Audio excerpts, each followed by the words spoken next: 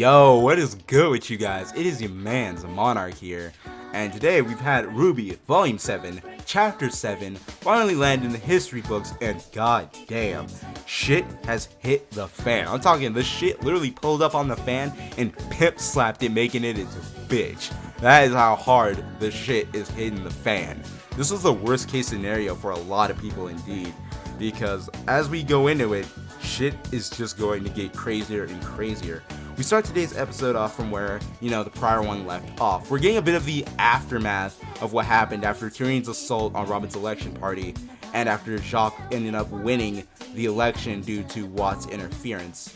And now we're having a look at the military go in and making sure everyone is safe and secure in their homes. No one is running around in the streets and everything, making sure that no one's out there in case any Grimm are still out there on the loose. And as this is going down, we pan over to one of the TV screens out in Mantle, talking about how the military came out and made a public statement about how the footage that was shown of Penny just attacking everyone and killing them is actually fake, on some fake leak shit, like how people do nowadays on the internet. And the public was just not having that. They're all like, yeah, no, we know what we saw, and we need that bitch shut down now. They want her turned off. They need that off switch just flicked like Tsunade did to Naruto back in part 1 and handed them that L. That's how much they need that off switch hit. Now, as this is going down, we then take a look over at Robin taking even more materials that were going to be used for the Amity Arena launch to be used for the Global Communications Tower, and instead her and her Happy Huntresses are taking it over to be used for the good of Mantle. And as this is going down, we then move over to Ironwood, as well as RWBY and the gang, and Ironwood is just pissed. This man is slamming his fists on his desk and everything. He is enraged. This man is just screaming out like, this is the worst case scenario. We have fake footage of Penny out there. Robin is stealing even more material, and which because of that, we have to put the Amity Arena launch to a halt now. And everyone's like, well, shit, fuck. There's gotta be a way that we can continue this. Winter then chimes in saying there is a way, however, yeah, we're gonna have to go into martial law. And as she says this, both RWBY and Nora go into shock. They're like, wait, whoa, what? And as that said, Ironwood's just turning over, looking out the window. I was not even looking at anyone anymore. And Nora's like, whoa, hold on, bro. You are not actually considering that, are you? And Ironwood just lets her know. He's like, well, what's more important? Reuniting Remnant or appeasing a few city blocks? Nora was not having that answer. She was not about that shit. She literally lets him know, nah, do not try to pretend this is not as critical as it actually is. We are not taking the sacrifice here. It's more of Mantle. Now, Ironwood tries to counter this and say, no, everyone has had to make the most sacrifice here. We all had to make sacrifices for the greater good. Nora cuts him off no. Mantle has been the one making all the sacrifices since taking all the hits, taking all the L's. There's so many L's, they can't even hold them anymore. That's why all the shit's just falling off now. And that's what's just making it crazy. And then the fact of she points out again the little fact of, hey, bro, if you continue this course of action, you're just inviting more Grimm to the problem. Now, it kind of looks like Ironwood's about to go in and just really lay into her, but he just walks up, just takes a seat, and just starts thinking again. RWBY kind of goes over to agree with Nora and saying, yeah, if this kind of continues, we're just going to have more issues on our hands. However, RWBY then remembers, oh, wait, that's right. We didn't let the people know that it wasn't Penny that did this. We actually had the identity of the culprit. It was Tyrion. At that point, Clover interjects and saying, yeah, that's also one of the other reasons we called you here. Was this the guy you saw? And they show a picture of Tyrion in this, and we get a bit of a backstory of how he may have possibly just ended up starting to go on the Salem side, in which we get to learn that basically, and this really isn't that hard to figure out, that this man was basically a serial killer that eventually got caught, and which, considering how he is already, yeah, it's not hard to imagine he was already doing this shit even before joining Salem. And so he was caught one day, And on his way to prison, his transport was attacked by a lot of Grimm, and he just kind of up and disappeared, more than likely along with the Grimm, and that's probably how he ended up running into Salem. Now, RWBY goes in and tries to say, hey, yeah, we can still tell them that it was Tyrion. Clover kind of counters this and saying, yeah, but here's the issue. Kind of listen to how this sounds for a minute. Hey, a long-lost serial killer has surfaced again, and the military here in Atlas, who have had an eye on everything imaginable, no matter kind of what you did, all of a sudden we can't find him no matter how many eyes we have in this kingdom. Yeah, that's not really gonna go too well with the whole public. It's not. And Nora kind of continues to lose it in a little factor that she's like, bro, I'm tired of just these secrets going around. Like, if only we could let them know about the Amity Arena launch. If only we could let them know about Salem. Which honestly, again, no. I'm sure as most of you guys have been, tuning in to Volume 7, you would know a lot of that you should probably be looking at RWBY 4. Not really that much of the military in Ironwood here. Because if RWBY had just said something initially when they got to Atlas, a lot of this probably could have been different, and a lot of other plans could have been made. But, so that's the case, we now have this. But while Nora is going on this tangent, she's cut off by Ironwood, in which he starts to yell, hey, no, we can't. Because now, they can't tell anyone about either the Amity Arena launch, or Salem now, because since they know Salem's forces are here, yeah, you mentioned that arena launch? No, that shit's getting sabotaged, because they'll be like, now we know where it is. Guess we know where our destination's next to. So, they go up there, they sabotage the shit, and shit gets fucked. They can't tell anyone about Salem now, because as Nora said, yeah, no, we're gonna be inviting more Grimm. And with the Salem threat being, like, public knowledge at that point, no, that's asking for multiple armies to start mowing down kingdoms at this point. If they were to go out there until Salem exists. Like, they cannot do that at this point. Now, Ironwood eventually just gets up and just like, no, alright, here's the plan. I want Robin in custody. They're like, wait, whoa, what? And he's like, bro, alright, I will strike a deal with her if she can get all of Mantle to cooperate. Now, anyone who's not hunting Robin, I need going after Tyrion's ass. I need to know who he's working with, what he's planning, and how the fuck that footage of Penny got all over my kingdom. Do I make myself clear? Everyone's like, yes sir, we can easily tell that Yas is in general mode. You are in no nonsense, you in about that bullshit mode. And they do this sort of a zoom in moment to Ren when he says yes sir. Which I really hope that they're not about to do any more Renora shit after the last episode. That was just so pointless, and it's just over the last few volumes we've seen that all the shipping really doesn't help for story progression. It kind of halts it. Now, after this moment, we then proceed to one of the trucks that's rolling around in Atlas containing all of the materials for the Amity Arena launch. And in this moment, we see that Blake and Yang are talking about how was not telling Ironwood the truth about Salem and Ozpin really the right call. And he says that she trusts RWBY, but, everyone did kind of deserve to know. Like they did at that point as well, back in Volume 6. However, Blake sort of counters this in saying, well, I mean, look at what's happened since that we've gotten here, and what Ironwood has done. Just with the embargo, him tightening his grip on Bansal and all that, he's kind of prone to, overreact. But my counter to that is, had something been said in the first place, you might not be doing what you're doing now, rolling around in Mantle with all those materials trying to get Robin into custody. Now, we then get a moment where they start to lament on something that happened back in Volume 6, and Blake asking, like, how far are we gonna have to go to technically do the right thing? And Yang tells her, like, hey, we did what we had to, sort of seeming like they're kind of referring to how they killed Adam at the end of Volume 6, ending this man's entire career. And Blake is hoping maybe the next time we won't have to do something like that.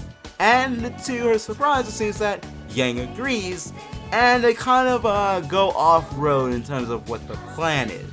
So instead of trying to take Robin into custody, they plan to now tell her the truth. And this is actually going to be a bit harder than they had actually hoped for, because the moment their truck gets stopped, the moment they open it and see Blake and Yang, their immediate thought is, yeah, everyone scatter. Everyone just disperse. And they had to literally track down Robin, and honestly, I will admit, I haven't exactly been a full fan of, Blake and Yang's character in recent volumes, but I have to hand them this. They handled this so perfectly well. Their teamwork hella made the dream work with this. They literally comboed this bitch so awesomely. I gotta hand them that. I have to give it to them. So they actually managed to get it to stop. They try to convince her like, hey, things aren't what you think they are. Ironwood is actually trying to help.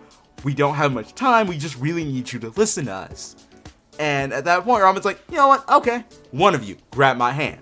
We don't have a lot of time, right? So one of you grab my hand or I'm out of here. I'm gone. And Blake steps up, grabs her hand. And this is the moment we get to see what Robin's semblance is. At this moment, Robin's like, all right, now tell me again. What is Ironwood planning? Blake then proceeds to tell her about the Amity Arena launch and then going up to the atmosphere to be the global communications tower for all the kingdoms and reunite Remnant. After she says this, both arms that are glowing with aura turn green. The aura turns green and she's like, ah, I see, you're telling the truth. So basically, we now know Robin's semblance in being that of a lie detector, which would be the greatest asset had Robin actually been part of the military, because she can interrogate anyone. She can easily get them on their shit. Here's something like, okay, we're gonna interrogate you, but first, hold Robin's hand. Alright, now, start talking. What happened? If it turns green, truth. If it turns whatever color it does when someone's lying, someone might be needing them hands pretty soon. Now, after they tell her this, before they can really tell her the rest, like assumably about Salem and all that, they're cut off by Blake and Yang's reinforcements slowly closing in, because the moment they got to Robin, it also kind of informed the Ace Ops as well. So they tell Robin to run and they'll hold him off. However, this is a bit of the issue here. Robin tells them, I'm not gonna stop until I know the whole truth.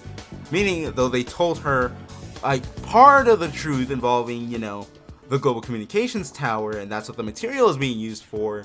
That was nice, but she doesn't know everything yet. She wants to have all of the answers in her possession before she would even stop. After this, we take it over to where Ruby and Weiss are at Petra's lab. Basically, this is a very, very great part of the episode in which we get to learn two awesome things. One about Penny, and the other that was kind of obvious about Watts, but this is a good moment because it actually can fully confirm it. But before that, though, we get into a bit of a discussion between Ruby, Weiss, and Pedro about the whole hacking situation and how they've been managing to get in. It turns out the only people that should have, kind of access to the defense system would be, people like Ironwood, people in the council, people in critical systems, like for the whole sewage and the heating grid. However, once the heating grid gets mentioned, though, Weiss kind of has these suspicions kind of building up now, because she mentions that the heating grid is kind of a direct partner with the Schnee Dust Company, and it kind of seems like Weiss might be thinking about maybe her dad Jacques might have a little hand in this, but we already know Watts has just been chilling with Jacques, gun behind his back, and doing a bit of hacking game on his part. Now, in this moment, though, we now get to get a bit of a lesson on why exactly Penny is one of a kind. Pedro kind of goes into a bit of a backstory on what led to Penny's creation, and in this moment, we see him holding a picture of this entire team that was tasked with, finding a breakthrough for the Atlas defense from Ironwood. Now, he then tells us that, everyone took a more obvious sort of approach. Pedro, on the other hand, then took a more inward kind, in which they say he ended up making, a defender with a soul. And at that point, it was obviously recognized by both him and Ironwood. Why Sensei's like, oh, well, yeah, definitely, of course it was. You basically created an artificial aura. However, Hitro then tells us, yeah, no, I'm sorry, that's actually not the case. And when he says this, he kind of has this moment where his aura kind of flickers in and out. And then they put together, oh my god, this man used his own aura for Penny. And he then tells us, yeah, every time I have to, rebuild her, it then kind of takes more and more. And he confirms the next time Penny goes out, like in Volume 3, if something like that happens again, there's no coming back. He can't make Penny again. As in, sorry, you've already died and been brought back with the Dragon Balls once, we can't bring you back again. It's over. And in this moment, he kind of just puts down the picture, and then we get to see that full team where we see everyone that was there, and at the very right, we see a younger Watts, kind of confirming basically that he did have a hand in the defense system, which is why he's been able to, since he's arrived, stroll from Mantle all the way up to Atlas and basically walk right in to Jacques Manor. Now after this, we then take a moment to go downward all the way into where the Staff of Creation is being held, where we see Oscar and Ironwood having a bit of a conversation, in which we then learn exactly what makes, the Kingdom of Atlas float, being that of the Staff of Creation. It's sort of basically playing the part of, like, the Master Emerald to Angel Island, keeping it afloat. Whereas, as we've seen in Sonic Adventure, where, if the Master Emerald is broken or removed, well, that whole Angel Island's falling. So it's obvious to probably assume if someone removes the Staff of Creation, or something to happen, or God forbid it breaks, I really don't know if it can or not, all of Atlas is going straight down and plummeting down to the ground. And we then kind of wonder, like, hey, if the Staff of Creation could do this, why not just, use it for the Amity Arena launch? And then Ironwood kind of tells us that, yeah, the staff can really only do one job at a time. So the Amity launch project kind of has to be done the long way, with all the gravity dust. Ironwood then begins to, ponder off what Ozpin would think of, like, all of what he's doing now. Oscar chimes in and is like, well, let me tell you what I think. The path you're going down, my guy, where you think like you're the only one with all the answers, and you're using this to your best knowledge, isn't gonna lead you anywhere good. It's really, really not. And Ironwood responds to this and saying, like, no, we have to just stop Salem at all costs. That's all that matters. But Oscar tries to tell him, hey, no, that's not all that matters. It's keeping our humanity. It's what makes us different from that witch. It's what makes us different from her, man. And he says, like, oh, hey, here's the thing, though. Like, maybe that's what gives her her advantage. Like, does she feel fear? Does she even hesitate? And he starts, like, thinking back to that moment back in Beacon when that fell. Thinking, like, all his ships, all his soldiers, he was just no match for the forces of Salem.